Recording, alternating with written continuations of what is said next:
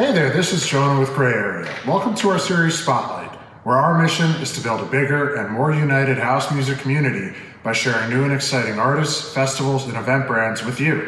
In this interview, you'll hear from The Sponges, a rising duo out of Florida that's bringing the funk to house music.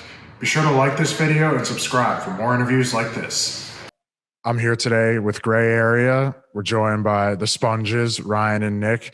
Guys, if you could tell us just right off the bat where you're from and what it's like in terms of the house music scene. We're from Palm Beach County, Florida, hour and a half north of Miami, where it's really not like a music scene at all. The closest music scene is Miami. The house music that we really latched onto is the house music coming from like Club Space. And that's like our favorite club in the world. Even now, and Orlando's got a bit of a scene, but yeah, that's where we're from. Awesome. How old were you when you started DJing? Well, we started as producers, so DJing came a lot later. I think we got our first deck like when we were like early 20s. Hey, I think 20 when we were like 21, we got into electronic music and bought like a controller, I think. So yeah, it was like the DDJs. Yeah. And but yeah, we got that really just for fun because we were like kind of into electro at that time, like show tech, and we were like, we could do this because we had already been producing music and making music for years, like in high school and stuff. And then like 2 weeks before our first Sponge show, I was like, all right, it's time for you. I was like, Ryan, just teach me, like, give me a 1-day lesson. And yeah, that's how that happened. Show Tech, man, that's a name that really takes me back. I remember when I first heard them, and I was just like, wait, I thought these guys made hard style. Like now they're making this like epic big room house, like hearing it at Ultra. So I guess just a quick interjection then, when did you guys first meet and kind of how'd you connect? Have you been friends for a long time, and what prompted you to start producing music? Yeah, we've been friends for a long time. We met in high school, like actually on the premise of music. Like we were both making rap beats and making rap music in high school. And like I had my little clique of people, Ryan had his clique, but we were both kind of like the leaders of our clique. So we were like, well, we were the ones producing the beats and recording everybody. Yeah. And so we were like, we should make music together sometime. And that's kind of how that happens. So we were really just doing like rap beats for a long, long time, like wanting to go that route, and then discovered like electronic music after that. Like, oh shit, this is cool. Like we don't need to mess with any vocalists or something. Like we could just do this ourselves. Also had our first experiences like with electronic music, like going to like raves and whatnot. Yeah, was like what turned me on for sure. I was just like, this is where it's at. I remember him coming home from like Liquid Stranger or something and just being like, dude, this shit is crazy. Like this music is insane. Like next level. And then, yeah, I mean, the clubs where we're from, like, definitely were playing a lot of, like, show tech and electro and Carnage. Like, trap was really big back then.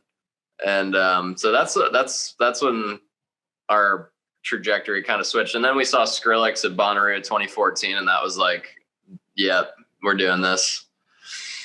So. That's awesome. I don't even know if that answers your question at all. Sorry. No, I think it does. I mean, everyone kind of has their own like unique path to discovery on this. I know it was kind of similar for me. Like I used to almost only listen to rap music, and then I had an older brother, and he was kind of getting into this stuff, and I was like big into Hardwell, Tiesto, the Alessos of the world when I was in high school. And it's like I feel like everyone kind of starts at that point, and especially if you're from the US and you grew up in that time period where that music was just like what was popular. It was like the EDM boom. And then people go in their separate directions. The Liquid Stranger one's just funny to me. I mean, he's another one of these guys that's just like really taking a unique sound, and like he can go pretty fucking hard, but it's really cool. you alluded to it a little with, producing hip hop beats, but I'm just curious for each of you guys, when you were a kid growing up, do you remember what kind of music you were listening to? Oh yeah. Yeah, actually it's somewhat similar. Our paths kind of crossed. I mean, my first big band was Linkin Park for sure. Like I was big into like the new metal sound, like Linkin Park, System of a Down. But I also like to listen to Lil Wayne, Lil Boosie, Lil Jon and the East Side Boys. So it was somewhat eclectic even then. But a lot of what was playing on like the rock stations is what I liked up until I really got into rap in high school. And then from there it was like straight up Drizzy all day. Drizzy Drake. Yeah, I used to love rap and R&B. Like my first 2 CDs were Outkast and Usher when I was like in 5th grade. Swag. And then Lil Wayne and Drake for most of my high school. Yep. Kanye, Kid Cudi. Oh yeah, Kid Cudi was huge for sure. Kanye as well. Kanye is definitely still like huge influence. Absolutely.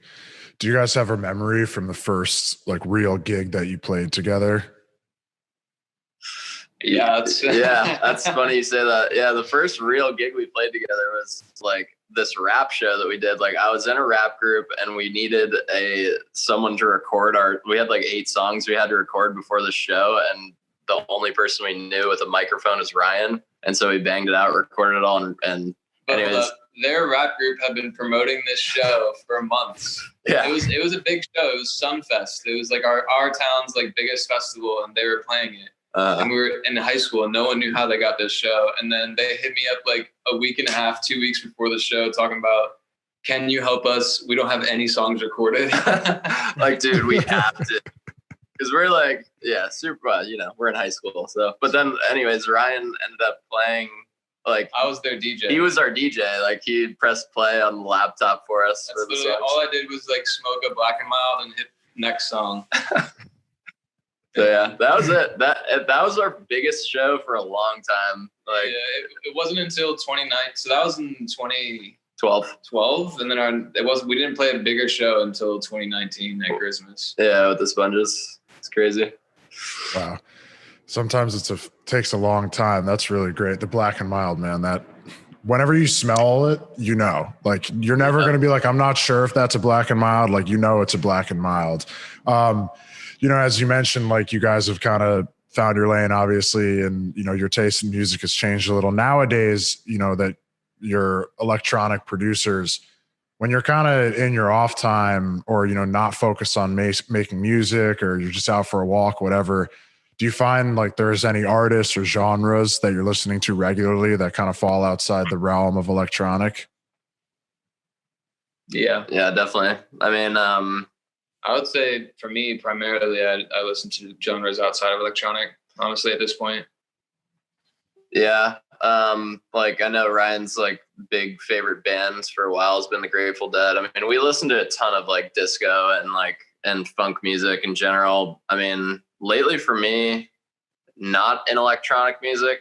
I mean, most of what I listen to recently is electronic, but it's super nothing like the Sponges. Like Porter Robinson's new album has been on repeat for me.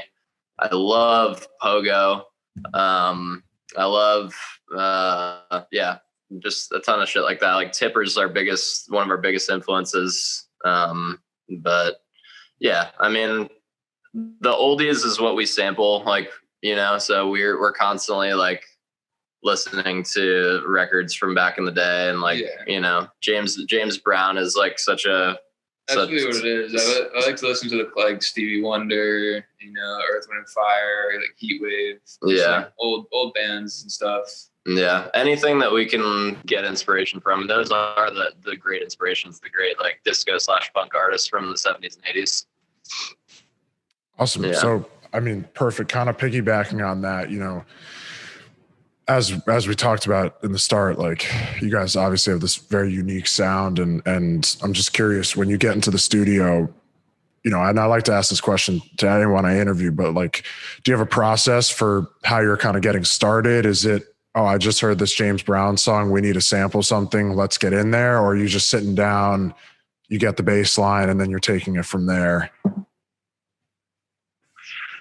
Sometimes it is like the first one. Sometimes it is like the second one. Like sometimes we'll hear something and be like, "Ooh, we should try to sample that," or like, I mean, it's different for Ryan and I both. Like, because we're individual producers that come together, but it's different every time. Like all of our songs that are released probably have a different story as far as like how they began.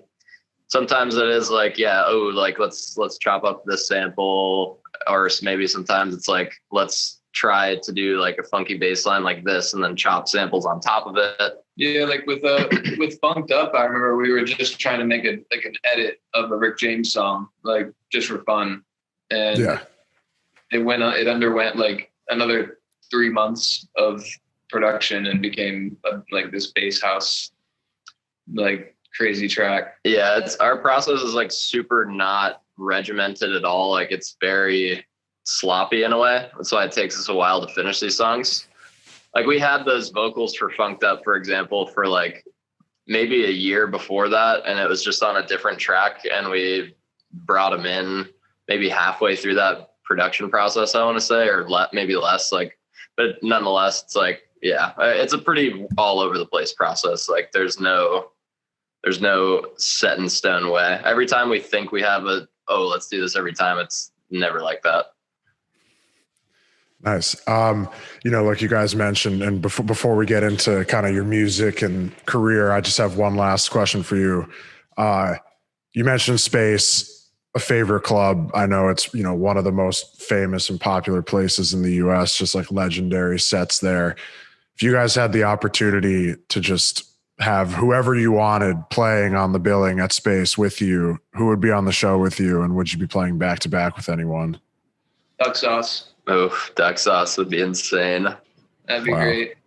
Yeah, Duck Sauce for sure. As far as playing with us, I would say Duck Sauce. As far as who I would want to see, like from being in the crowd, it might be different. I mean, I would want to see Duck Sauce for sure. There's too many to even mention because it's like the great thing about Space is the system is so pristine and sounds so good that like I would say literally I would want to see Tipper there. I'd want to see I'd want to see E-Prom, G-Gens, like people like bass acts that really get it popping.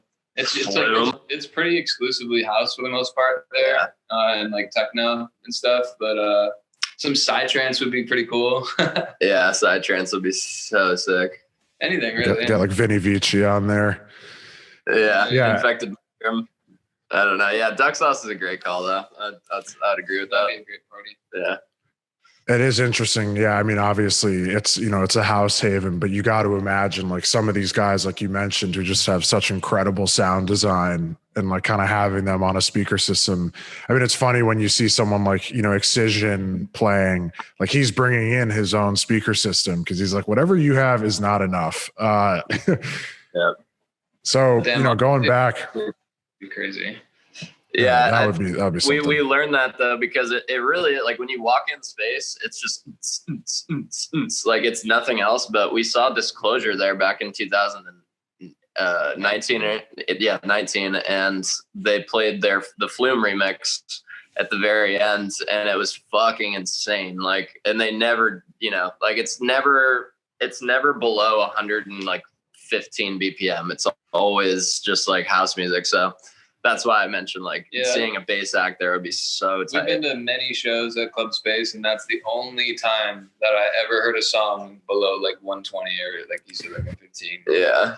That's the only time. Yeah. It was, and we've been there a gajillion times. Of course the place exploded because it was, it's a crazy legendary track. Yeah. God, I can't even imagine. I feel like that's one of those that they almost like never play too because it's just like it's so big and has like its own life. Right. It was a proper DJ set. They played whatever the fuck they wanted that night. Yeah, they played a lot of non-disclosure music, which every time I was getting pissed. We love so much of their music that anytime they played something that wasn't their song, we were like, damn it. Yeah, literally. Like I was like, why are they not just playing Settle front to back? This is horrible. Yeah.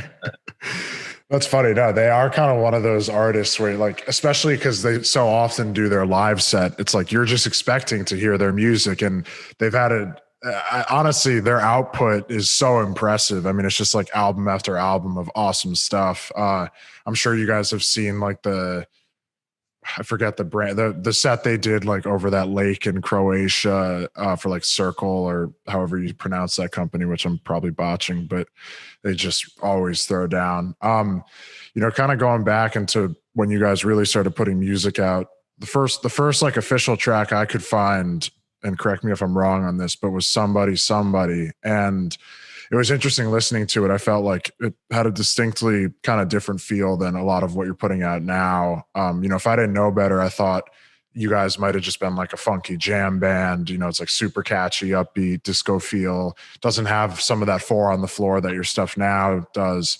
When you were making that, just what was the process like, and kind of how did that track come into creation?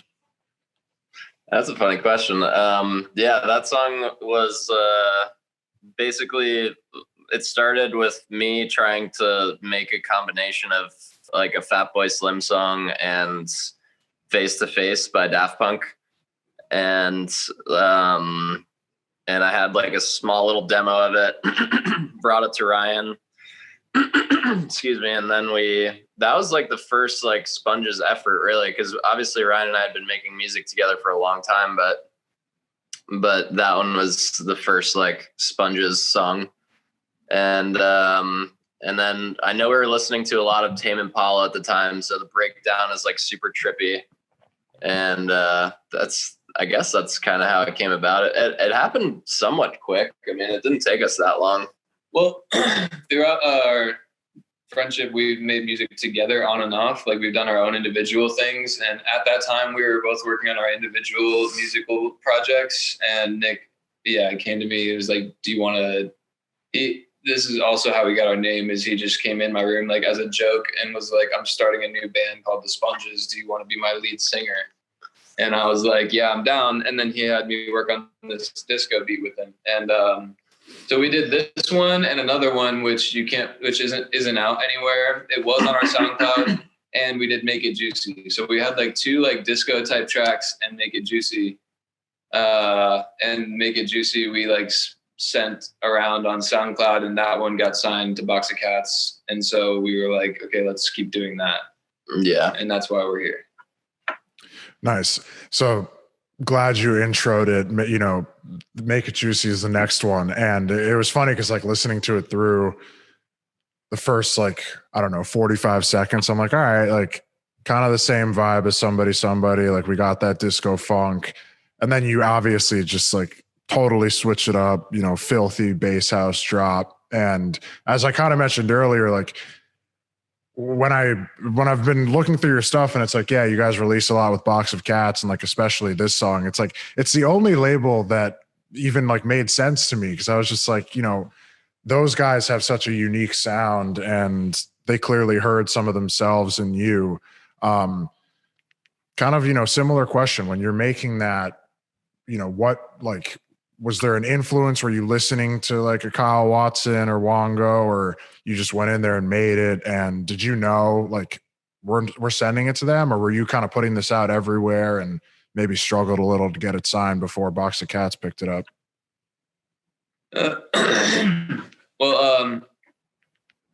No, we had never put any music out before, period, in any lane. And I was a fan of Kyle Watson for like a couple of years before that.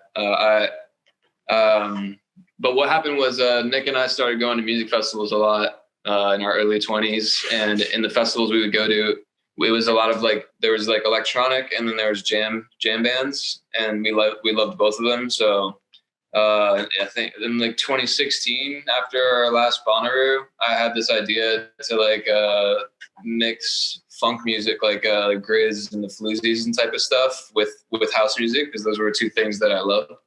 So I worked on that pretty exclusively for like a year and a half, just trying to like figure out how I could do that. And I made like a whole bunch of different demos, like trying to make that happen. And so when Nick came to me and was like, I'm trying to make this like sample based 4 on the floor stuff. And it was like, that sounds like it could go really well with what I've been working on.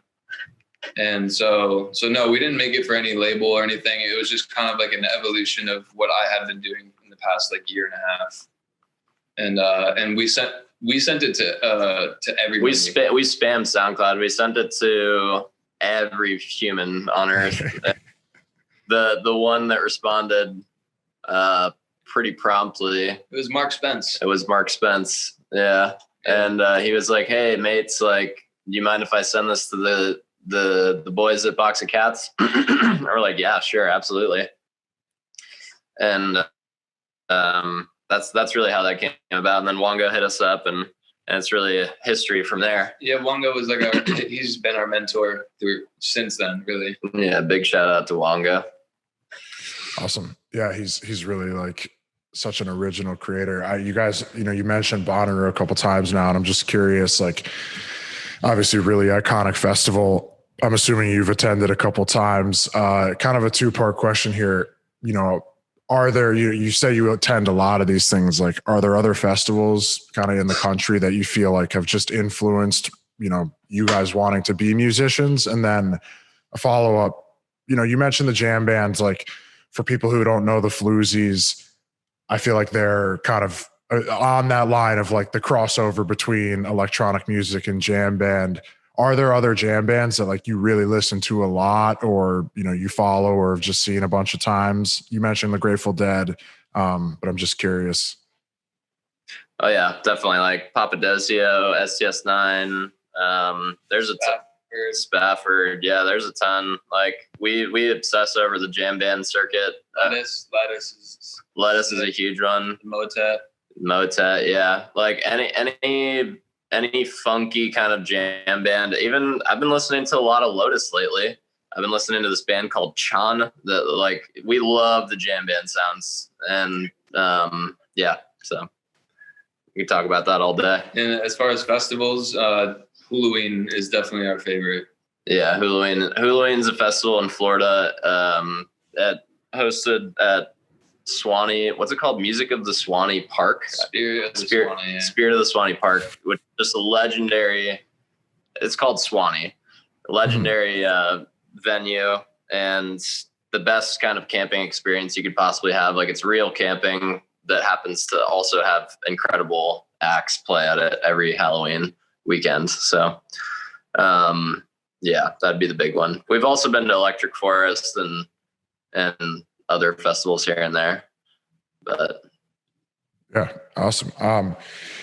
Obviously before researching you guys and kind of digging in for this interview, I know for me, the Space Funk 75 was like the first track of yours that I heard. And, I think once you put out Make It Juicy, it's like you guys kind of got this official sign off from like other artists who are respected in the industry. Your next few originals, Space Funk 75, I Can Dance, Funked Up, Ratchet Express, they all come on Box of Cats, and kind of felt like you found a little bit of a home with a label. Can you just talk about, you said you played your first like real gig together in 2012, so it's been a long road, from then until now. Can you tell us just what it means from a career perspective to feel like you have a label that you can comfortably send music to, and you have artists that are giving you feedback and want to collaborate with you guys? It feels great. I love it. Come true. Yeah, I love it.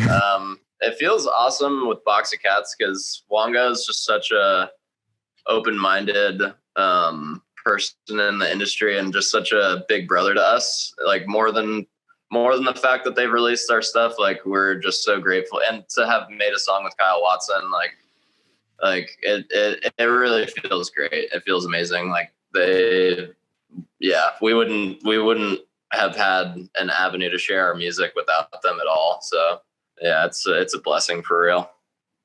Yeah, there's not we're not like, I'm not super knowledgeable on all of the labels that are in this industry. Like, there's the big ones like Dirty Bird and stuff, but like, a lot of the big labels I feel like have such a sound, like a specific sound, that I feel like producers kind of like cater their music to. Yeah, like they're like, I'm gonna make a Dirty Bird record and send it to Dirty Bird, and then it'll most likely get signed or whatever. And like, there's nothing wrong with that, but our shit just, we needed a label that would cater itself to our sound.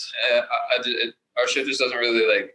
I don't see it with anybody. So like, I don't even know how Box of Cats, like, how that, like, the fact that they wanted to sign it originally is what makes us feel comfortable going back to them, because we know, like, you know, what we've done it before, and we love Wonga. It's all love there. We did one with Night Bass with AC Slater, and that was cool. But that one, honestly, we didn't make it specifically for Night Bass, but I was like trying to make it really aggressive, and so it made more sense in that way. It's like a bit darker than our other records. So, but yeah, I don't know too many. I know like Dirty Bird, Night Bass, Repopulate Mars, Holy Moly. Yeah, and like that. Yeah, We're happy to have the home. Yeah, I think we're probably just gonna start putting it out ourselves at some point. Yeah, definitely. I mean, I think it could almost be like refreshing for you guys, because that world with all the labels and stuff, like, it's almost overwhelming, right? Like, you just named a handful of them, and obviously, that's just the tip of the iceberg. And I think when you make music, it's like, where do I even go with this? Because I can start sending it out, and then I'm waiting, and I haven't heard back, and this person says this person says that. You mentioned the Night Bass track. I thought, like, it was kind of, as you mentioned, like, Night Bass definitely has a sound, right? But when I listened to Feeling All Right, it was like, I'm like, yeah, this makes sense on the label, but it didn't feel like, you guys compromised, kind of what you're about in order to get on Night Bass. As you said, you were trying to make something a little like dirtier, a little harder. Did you know you were going to go out to Night Bass with that? And, how is the relationship with AC Slater established? We actually sent it to Wongo, just because, like I said, he's just kind of like our big brother, and he was like, "Oh, let me send this to AC Slater," and we were like, "Oh, fuck yeah, that sounds great." Yeah, because Wongo's cool with like everybody. So I'm waiting for him to send one of our records to Chris Lake. That'd be nice. Yeah, I'm waiting for him to send one to Sonny Moore, aka Skrillex Wongo. Oh wow. Yeah, we'll keep our eyes out for that one, huh? Yeah. What, is Alsla still releasing music? I haven't checked up on him. It's like he himself has been releasing primarily with like Atlantic and Big Beat. I mean, I think Alsla definitely still exists. I'm not sure like how much they're putting out their own product. That being said, like, if Sonny likes one of your tracks, like, he's obviously gonna, do anything he can to get it out to the world and support it. I mean, he's so impressive with how he's highlighted artists. I remember seeing him in maybe 2014 or something at Ultra, and he played Street by Nightmare, and like, no one knew who Nightmare was. Like, he wasn't, famous or anything. And it's like, he's just like playing this totally unknown DJ song on the main stage of Ultra. And, now we know Nightmare is a headliner. Like, I just kind of, on that track, I felt like it was such a masterclass in sampling. And it's something you guys mentioned earlier, where you obviously listen to a lot of older music and get inspiration that way. On this one in particular, do you remember like what you heard or what happened that kind of triggered making this song? And when you're trying to find samples, like, I know, again, as you mentioned, you're listening to a lot of older music, but what's the process behind that? And did you feel like this one was any different? Which one? Feeling All Right? Feeling All Right. Yeah, I don't remember how I came across that one. But yeah, we do specifically go looking for samples that will work for our music. It's not always like, sometimes you'll just stumble upon it, but we also like will sit down. Mainly Nick spends a lot of time like sifting through looking for stuff. Yeah. For most of our samples, and Feeling All Right included, like, we're really looking for like something that can provide that like pre-drop moment, something that we can tease, something that like really opens up, and hopefully it does like some musical magic that makes the bass line sound good when it comes in. That's like the whole thing. For Feeling All Right, I think that was one that you had found, though, Ryan. What do you think inspired that in your creative process? The guy process? sounded like James Brown. It wasn't James Brown, but it sounded exactly like James Brown. I'm not going to name drop it, who it was because we didn't clear it. But yeah, I literally I think I made a demo of that song in like 2 days to play at one of our upcoming shows. And I didn't tell Nick about it until we were walking on stage. I was like, by the way, I got a new one. It was sick. Yeah. And it was like, surprise. Yeah. It was dope. I was jumping up and down in joy. I was like, we made a hit. Yeah, it was sick. Nice. But yeah, we always just we look for that timbre, that funky sounds, you know, like and hopefully with a lyric in it, you know, like most of our pre-drops have like we want something memorable that will bring people back, that really complements the bass. So yeah, definitely. You know, as we kind of alluded to earlier, you have this like incredibly diverse portfolio of support, you know, whether it's Grizz, Zed's Dead, Mala, Kyle Watson, AC Slater, Destructo, even, you know, I'm just curious, you know, from you guys, does like, how does that influence you going forward? And I think you've had a unique opportunity to kind of play a lot of different styles of shows, whether it's, you know, performing your own headlining sets at a club, you know, joining the night base live streams, or as you mentioned, like playing Grizmas. When you're preparing for these sets or live streams or whatever it is, like how different is it for you depending on who you're supporting? You know, if you're doing Grizz, is it going to be a lot more funky? If it's night base, are you going harder? Like, just tell us about that process. Yeah, you pretty much nailed it. I mean, we opened up for the Knox a couple times, and that was an interesting experience because it's like a really pop crowd, you know, like I felt like no one was really there to hear like bass wubs necessarily. So we played like a much more funky, like fun disco-y set, and still played our songs, but which did well. And then yeah, like when we played Night Rinse in LA, it was like a sweaty, like super packed tiny club, and we just played like super aggressive shit and everybody was going crazy. Yeah, definitely. I think being that our music kind of fits in a bunch of genres, like a bunch of subgenres, it's very malleable what we play, luckily, and we love playing like duck saucy stuff. So it's either going to be like disco-y kind of like upbeat vibes, or like down in the dirt AC Slater vibes. Nice. That's anywhere on that spectrum. Yeah. Well, one of the, you know, what I just kind of want to wrap up here with is, you know, you mentioned earlier Tipper, and it just has me, you know, because he, again, for those who don't know, like Tipper is a pretty experimental bass music artist, and you know he's known for this like incredible visual experience. And you're obviously also drawing influence from these jam bands that you mentioned. Like I know for me, like Lettuce, you know, I'm a huge fan. I just got tickets to their show in New Jersey in July, and I'm like in Manhattan here, so we're shipping it out. But you know, for you guys going forward, I'm curious, kind of on the live side.